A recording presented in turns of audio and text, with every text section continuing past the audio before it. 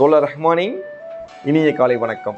இன்றைய திருக்குறள் சிந்தனை, சென்ற இடத்தால் செலவிடா தீது பொறி நன்றின் பால் உய்ப்பது அறிவு. அதாவது மனசை அது போகிற இடத்துக்கெல்லாம் போக விடாமல், அதாவது இன்னைக்கு பீச்சுக்கு போகலாம், இன்னைக்கு படத்துக்கு போகலாம், இன்னைக்கு அங்கே போகலாம், இன்னைக்கு ஊருக்கு போகலாம் இப்படின்ட்டு பசங்களோட சுற்றலாம் அப்படின்ட்டு எவ்வளவோ சிந்தனைகள் நமக்கு வரும். மனசு அப்படியே அலை பாயும்.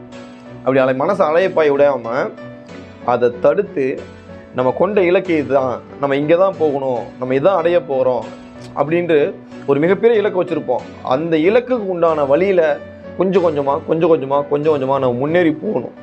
ஒவ்வொரு நாளும் அதுக்கு உழைக்கணும். அப்படி அந்த இலக்குக்கு தேவையான வழியில் நம்மளுடைய அறிவை செலுத்தணும்.